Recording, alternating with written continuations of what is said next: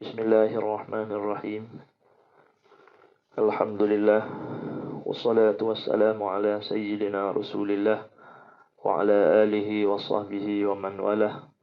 Rabbi syrah li sadri wa yassir li amri wahlul 'uqdatam min lisani yafqahu qawli. Subhanaka la ilma lana illa ma 'allamtana innaka antal alimul hakim. Wala haula wala quwwata illa billahil aliyil azim. Alhamdulillah, kita mengambil masa di saat yang terakhir dalam bulan Ramadan yang penuh sejarah ini, yaitu majlis penutup bacaan muqaddimah kitab Ad-Durrun Nafis bagi Syekh Muhammad Nafis Al-Banjari bersama sahabat-sahabat dari Masjid Al-Mukarramah Bandar Seri Damansara. Mudah-mudahan sebagaimana kita sebut dahulu, kita mulakan pembacaan kitab kita di awal Ramadan dan kita akan tutup pada hari terakhir Ramadan sebagaimana yang telah kita janjikan terdahulu, dan sengaja kita mengambil berkat di saat-saat terakhir nafahat keberkatan waktu yang ada pada bulan Ramadan pada tahun ini. InsyaAllah Al-Fakir akan membaca secara langsung, secara terus akhir muqaddimah kitab ini. Bismillahirrahmanirrahim. Syahdan adalah sebab yang demikian itu. Demikian mana?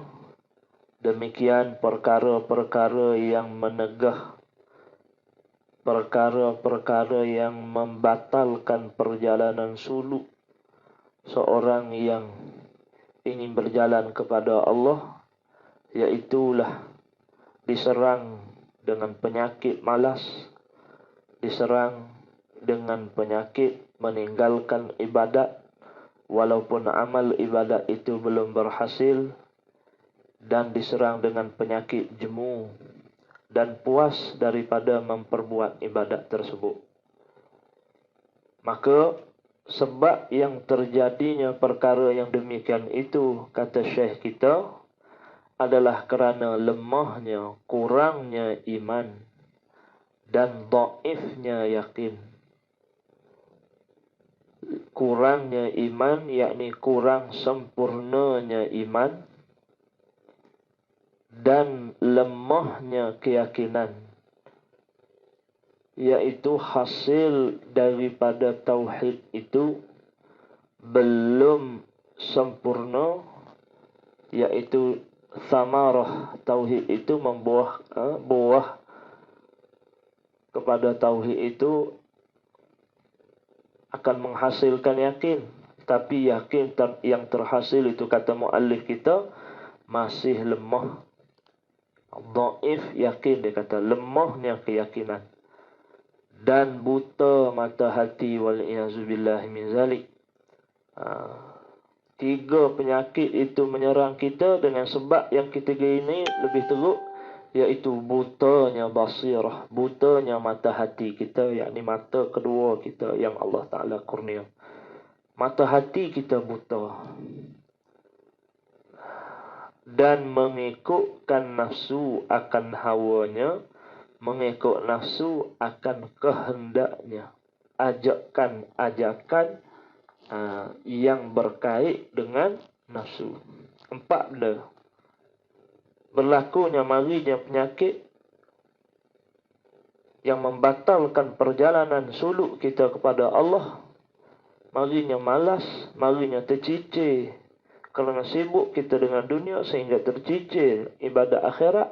Dan yang ketiga, marinya jemu, puas daripada memperbuat ibadat walaupun ibadat itu masih belum memberi hasil, adalah kerana empat. Kurangnya, yakni kurang sempurnanya iman, lemahnya keyakinan, butanya mata hati, dan mengikutkan hawa nafsu. Itu dia. Maka lagi kata dia, dan yang menegahkan sampai pula seorang yang salih itu kepada Allah, dia kata amat banyak. Ya tadi dia sebut sebab batal, yang menjadi batalnya perjalanan suluk seseorang itu kepada Allah, terhalangnya hati seseorang itu kepada Allah. Dan yang ni pula, kalau tidak membatal, dia akan melintang.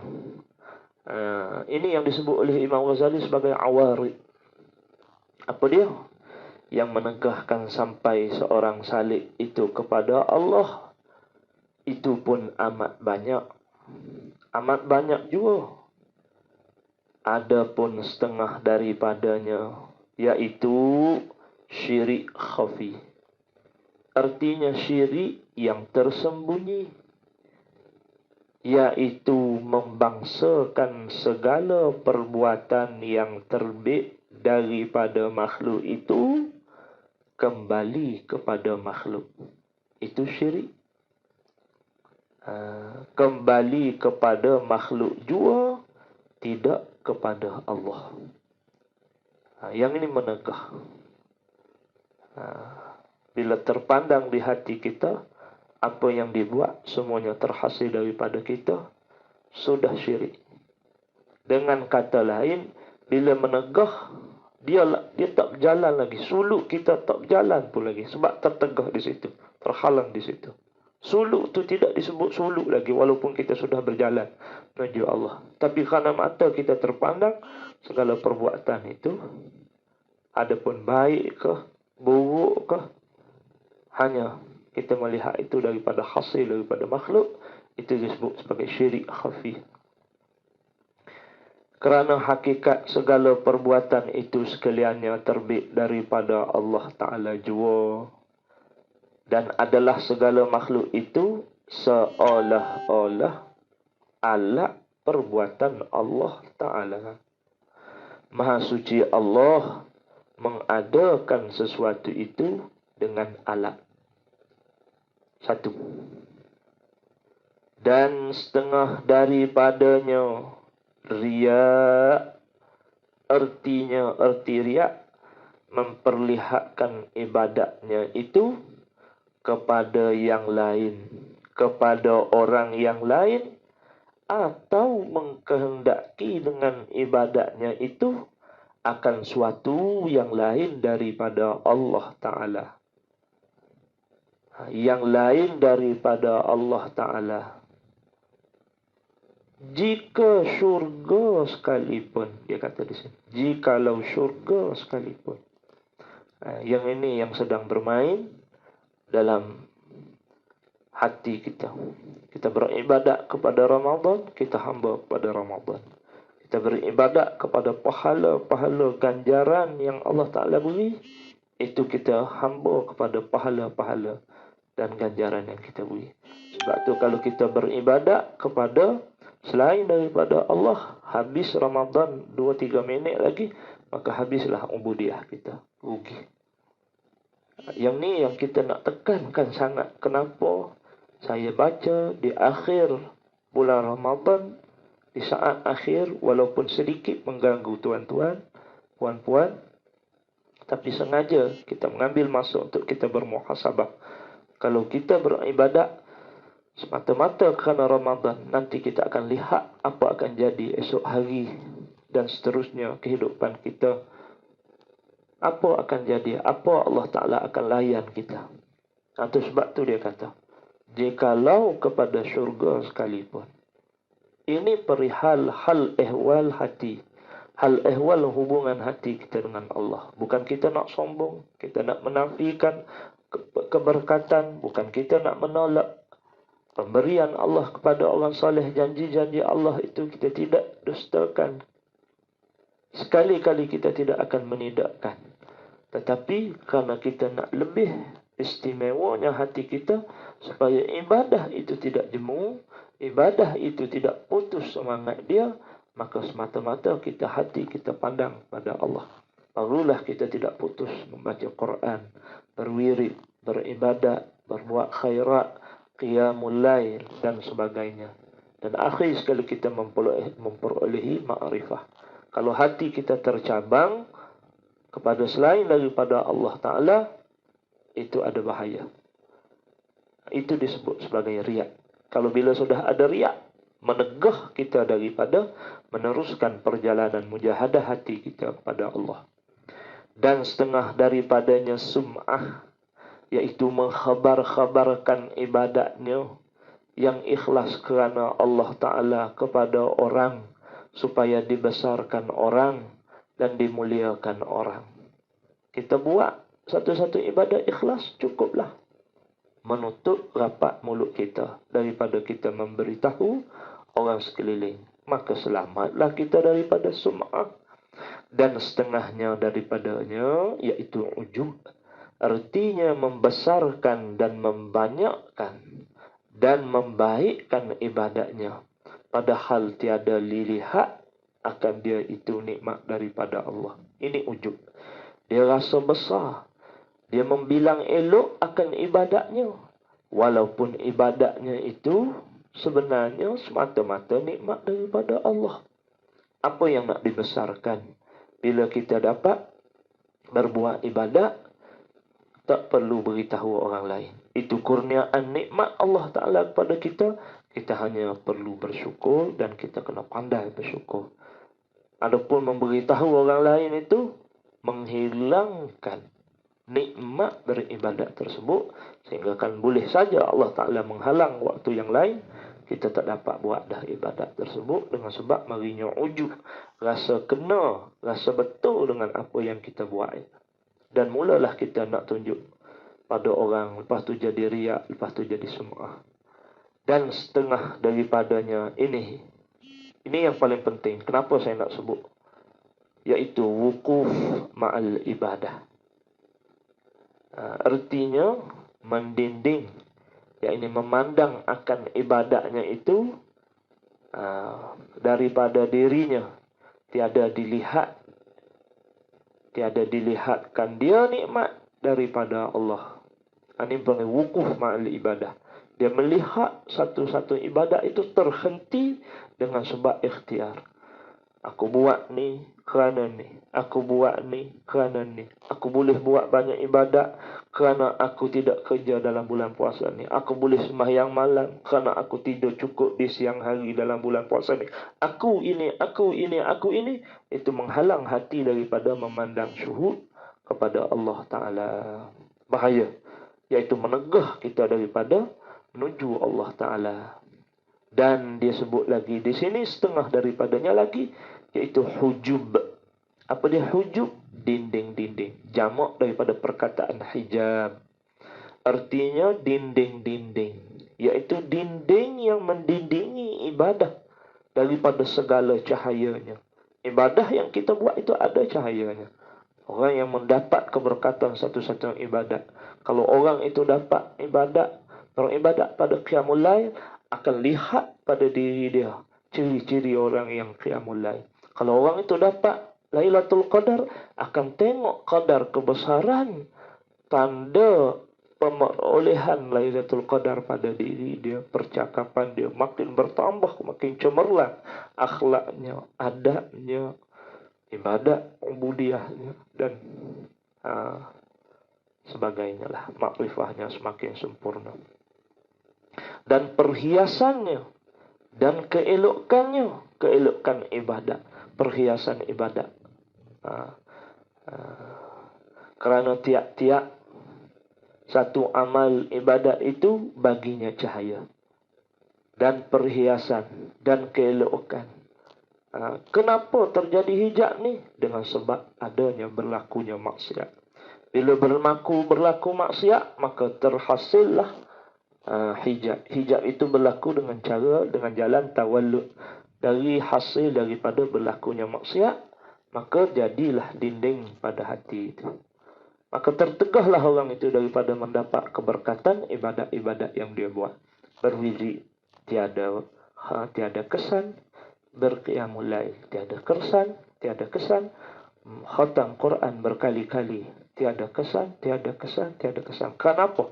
Karena ada hijab dia di antara dia dengan Allah Ta'ala.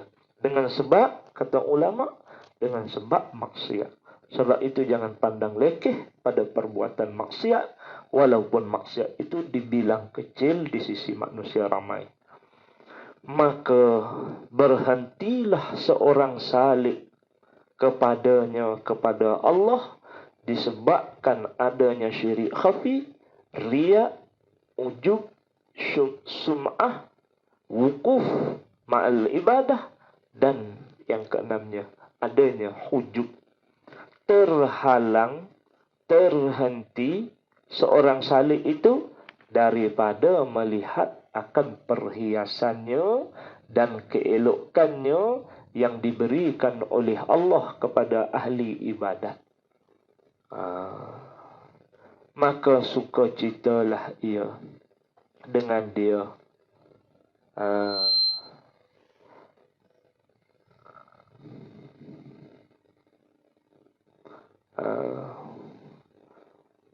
maka sukacitalah ia dengan dia. Maka ni jawab daripada mana? Jawab daripada berhentilah tadi tu. Bila manusia terhenti, tersekat dengan ujub, dengan sum'ah, dengan hijab tadi, maka terhalang daripada keagungan keelokan ibadat, dan sukacitalah dia terasa kena, dia terasa betul dengan apa yang dia buat itu, dan lebih duka cita lagi, luputlah ia akan Allah. Dia suka, dia gembira, tapi dia hilang Allah Ta'ala pada waktu yang disangkakan dia itu sedang bersuluk. Luputlah Allah Ta'ala itu daripada yang demikian itu, dengan sebab demikian itu. Maka itulah sebagai kata-kata penutup bagi muqaddimah, bukan penutup bagi kitab Durrun Nafis, ya, muqaddimah dalam kitab Durrun Nafis ini. Maka perbincangan yang selanjutnya, sama-samalah kita berdoa pada Allah Ta'ala, mudah-mudahan dikurniakan guru yang mahir mengajarkan perbincangan isi-isi yang terisi dengan tauhid dalam kitab Ad-Durrun Nafis ini, dan kita sekadar 5 kali pertemuan kita ini hanya mengambil berkat yang ada pada kitab Durrun Nafis, dan kita sebagai tazkirah di akhir-akhir saat-saat akhir bulan Ramadan yang terlalu istimewa ini, mudah-mudahan ada keberkatannya. Mudah-mudahan Allah Ta'ala menerima segala amal ibadat kita, Allah Ta'ala memandang kita, Allah Ta'ala memberi persalinan yang baru kepada kita dari hal dengan sebab kita berusaha mendapatkan redha Allah Ta'ala, dari hal kita mendirikan hak-hak Ramadan. Mudah-mudahan Allah Ta'ala memberi semangat ruh beribadat seumpama dalam bulan Ramadan ini terus dikekalkan, dan kita dibekalkan perasaan mengejar Lailatul Qadar itu setiap malam sepanjang tahun. Dan mudah-mudahan Allah Ta'ala menjadikan kita hamba-hambanya yang terpilih. Amin. Amin. Ya Rabbal Alamin.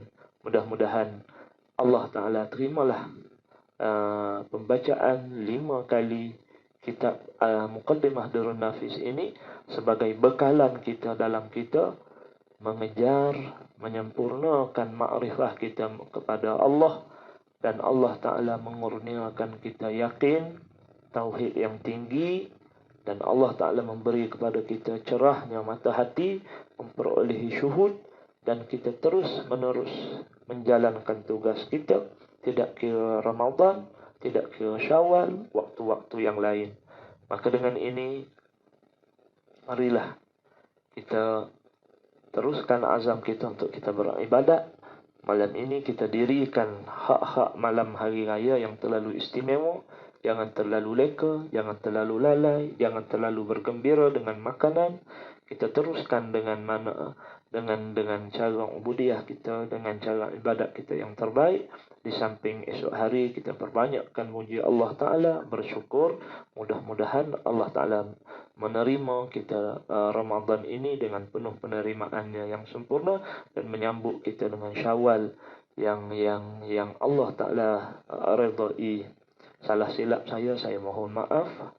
Kecuaian saya membaca kitab harap diperbetulkan oleh sahabat-sahabat, dan insya-Allah kita akan bertemu dalam ruang waktu yang lain. Saya ucap terima kasih kepada sahabat-sahabat Masjid Al-Mukarramah kerana membuka ruang menjadi asbab pembacaan kitab yang penuh berkat ini, dan kita mengakhiri Ramadan kali ini dengan pembacaan kitab yang terlalu agung, yang terlalu istimewa ini.